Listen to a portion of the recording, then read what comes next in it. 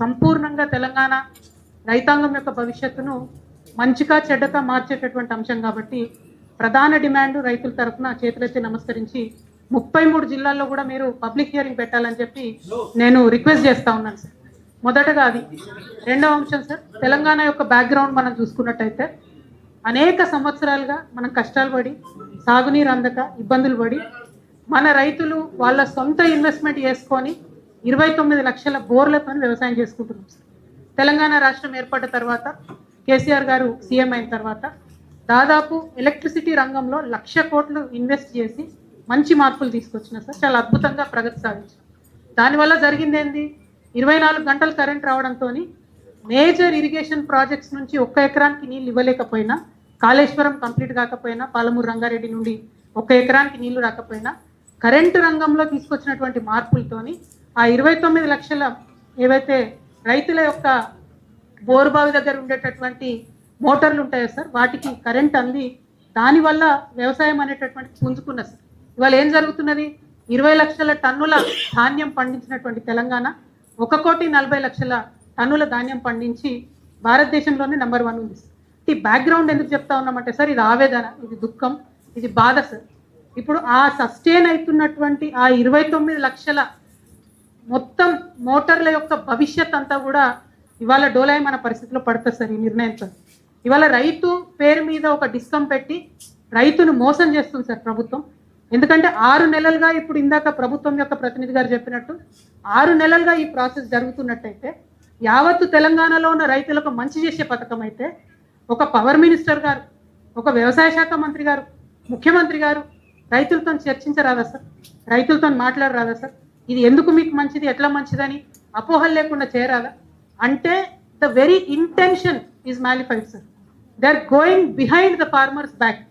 అందుకనే సీక్రెట్గా కాయిదాలు ఇవ్వడము, సీక్రెట్గా అప్లికేషన్లు పెట్టుకోవడము. ఒక్కసారి అంటే I will definitely going to the technicalities sir. Intention ఏంది ప్రభుత్వం అనేది ఒకసారి ఆలోచన చేసుకోవాలి సార్. ఎందుకు ఈ మాట అంటూ ఉన్నామంటే, రైట్ రాయల్గా రైతుకు మేలు చేసేదైతే ఖచ్చితంగా ముఖ్యమంత్రి గారు ప్రెస్ మీట్ పెట్టి చెప్పేవాళ్ళు సార్. ఖచ్చితంగా వ్యవసాయ శాఖ మంత్రి గారు స్టేక్ హోల్డర్స్ ఇన్వాల్వ్ చేసి మాట్లాడారు. ఇవాళ అది జరగలేదు. అసెంబ్లీలో ఇంత పెద్ద అంశం మీద డిస్కషన్ జరగడం లేదు. అసెంబ్లీలో బిల్లు ప్రవేశపెట్టండి. ఎందుకు చేయడం లేదు మీరు? If you are committed, if you are serious, if you are not lying, why are you not discussing this in the assembly? ఇవాళ వచ్చి పబ్లిక్ హియరింగ్లో ప్రతిపక్షాలన్నీ ఇక్కడ నిలబడి మాట్లాడాల్సినటువంటి పరిస్థితి వచ్చిందంటే definitely there is a malafide intention of the government sir. We are suspecting that. ఆ అంశాన్ని prove చేయడానికి సార్ GOMS నెంబర్ 44 ఏదైతే ఇచ్చారో దాంట్లో చాలా క్లియర్ కట్గా గవర్నమెంట్ చెప్తుంది సార్, డిస్కామ్స్ పరిస్థితి బాగలేదు.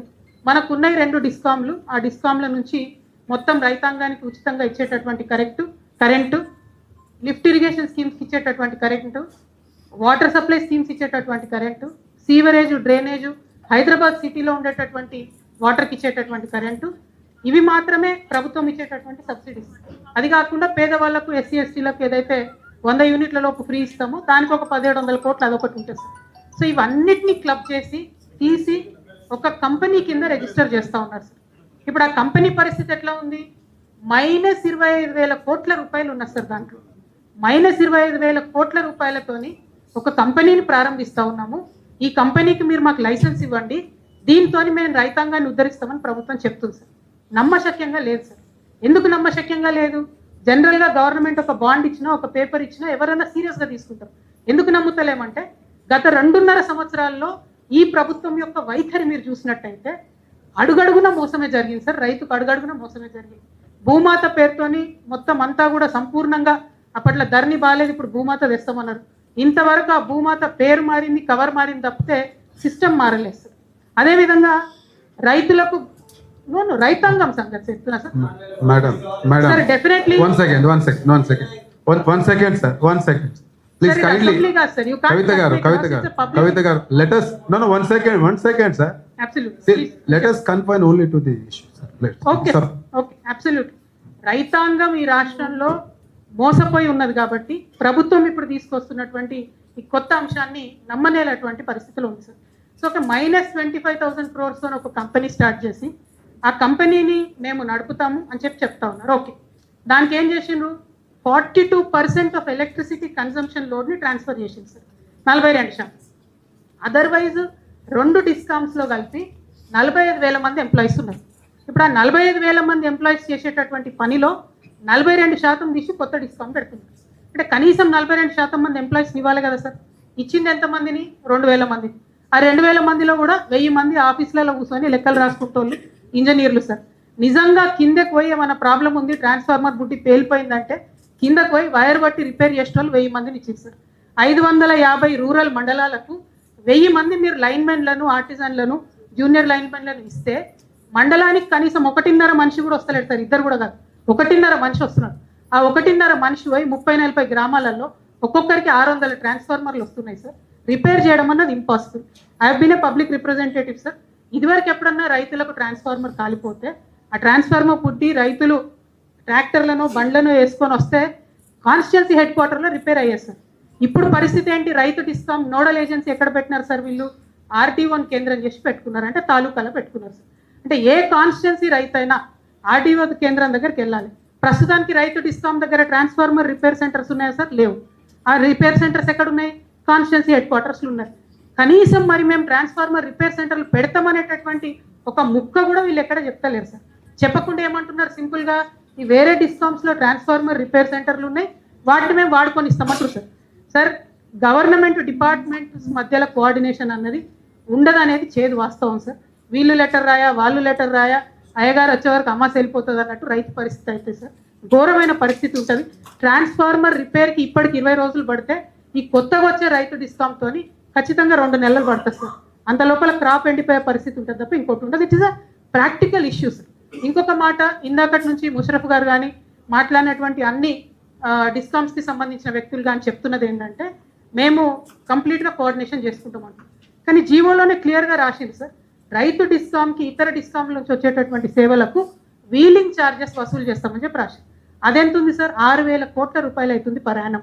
Already you are a loss making company with 25,000 crores. Wheeling charges additional is another 6,000 crores. Your farmer subsidy is 14,000 crores. Your domestic subsidy is 1,700 crores. You already have an arrears that you have not received from the government, 35,000 crores. How does the balance sheet even match out, sir? Match out అవ్వడం లేదు. కానప్పుడు total geographical area Telangana మొత్తం వీళ్ళకి అప్పచెప్తున్నారు sir. మీతో నా request sir, kindly ఒక pilot project చేయమని అడగండి సార్. వాళ్ళని ఒక చిన్న ఏరియా తీసుకొని మీరు పైలట్ ప్రాజెక్ట్ చేయండి. అక్కడ సక్సెస్ అయితే మీరు తెలంగాణ అంతటి గురించి ఆలోచించండి. అసలు మీరు పైలట్ ప్రాజెక్టు హైదరాబాద్లో జీడిమెట్లలో ఒక ట్రాన్స్ఫార్మర్కి మీటర్ పెట్టినాం సార్. మనం పెట్టి నాకు తెలిసి 4-5 ఏళ్ళే. It's a failure sir. Musharraf గారు కూడా చెప్పారు 4-5 సార్లు ఎనర్జీ ఆడిట్ ట్రై చేసినాం. ఉదయ్ స్కీమ్, ఇంకో స్కీమ్లో every energy audit scheme has failed. It has failed. అట్లాంటప్పుడు how are you guaranteeing that 5,22,000 ట్రాన్స్ఫార్మర్లకు మేము మీటర్లు పెడతాం, మేము ఆడిట్ చేస్తాం, దానికి మొత్తం తెలంగాణ మీకు అప్పచెప్తామంటే అన్యాయం కదా sir. They have to do a pilot project. ఆ ప్రూఫ్ ఆఫ్ కాన్సెప్ట్ తీసుకున్న తర్వాత తమరు లైసెన్స్ ఇవ్వాలా వద్దా అన్నది మీరు డిసైడ్ చేయండి సార్. కానీ without a pilot project total geographical area అప్పచెప్పడం అన్నది మాత్రం రైతులకు అన్యాయం అవుతుంది సార్. ఒక ఉపద్రవం వచ్చిన జనవరి, ఫిబ్రవరి, మార్చ్లో హైయెస్ట్ డిమాండ్ ఉంటుంది సార్. ట్రాన్స్ఫార్మర్లు పేలిపోతూ ఉంటాయి. ఆ టైంలో మాత్రం ఎట్టి పరిస్థితుల్లో ఇప్పుడు ఉన్నటువంటి మనుషులు అందేటటువంటి పరిస్థితి ఉండదు సార్. ఇంకొక మాట సార్, విద్యుత్ ఉద్యోగులు నిజంగా మొదటి నుంచి కూడా చాలా ఇబ్బంది పడి కష్టపడి తెలంగాణ రాష్ట్రం వచ్చిన తర్వాత 24 hours కరెంట్ ఇవ్వడానికి చాలా ప్రయత్నం చేసినారు సార్. చేసిన తర్వాత వాళ్ళకి అన్ఫార్చునేట్లీ అన్యాయం జరిగింది సార్. ఏదైతే 1,200 మంది విద్యుత్ ఉద్యోగులను ఆంధ్రాకు పంపించినామో ఆనాడు అక్కడ చంద్రబాబు నాయుడు గారు ఉంటే వారు చేర్చుకోలేదు. తర్వాత సబ్సిక్వెంట్గా వాళ్ళు కోర్టుకు పోయిన మళ్ళీ all of them they reverted back along with 500 more employees sir. ఇప్పుడు ఈ ఇష్యూ ఎందుకు చెప్తా ఉన్నంటే సార్, నేను 1,700 మంది ఆంధ్ర ఎంప్లాయీస్ వచ్చి వాళ్ళ సీనియారిటీ యూజ్ చేసుకొని మన తెలంగాణ ఎంప్లాయీస్కి డిమోషన్ ఇచ్చి వాళ్ళు పైకి వచ్చేసారు. ఇప్పుడు ఏం చేసిండ్రు? రైతు డిస్కామ్లో మేము ప్రమోషన్లు ఇస్తాం అనగానే ఆల్రెడీ ఆంధ్ర సీనియర్ ఎంప్లాయీస్ మళ్ళీ రైతు డిస్కామ్కి అప్లై చేస్తున్నారు సార్. మళ్ళీ వీళ్ళకి ఇక్కడ ప్రమోషన్, అంటే వీళ్ళకు డబుల్ ప్రమోషన్, మన తెలంగాణ వాళ్ళకు డిమోషన్ అవుతున్నారు సార్. ఇప్పుడు తెలంగాణ రాష్ట్రం వచ్చిందే తెలంగాణ ఎంప్లాయీస్ కోసం సార్. వచ్చిన తర్వాత కష్టపడి పనిచేసిందే తెలంగాణ ఇంజనీర్లు. ఖచ్చితంగా ఆంధ్ర నుండి అనుకోకుండా చాలా ఫోర్స్ఫుల్గా వచ్చారు సార్. ఎందుకంటే మన కర్మగాలి ధర్మాధికారి కమిషన్ వచ్చింది, వచ్చి వాళ్ళు విభజన చట్టాలను పక్కకు పెట్టి వాళ్ళు ఇచ్చిన తీర్పుతోని ఎంప్లాయీస్ ఇక్కడికి వచ్చింది. ఎందుకు ఈ మాట చెప్తా ఉన్నట్టు sir, our state is born out of N emotion. మన ఎలక్ట్రిసిటీ రంగంలో ఆంధ్ర వాళ్ళ పెత్తనం ఇంకా ఉండడం అనేది కరెక్ట్ కాదు సార్. ఆ ఆంధ్ర ఎంప్లాయీస్ అందరితో రైతు డిస్కామ్ నడుపుతామంటే రైతులకైతే న్యాయం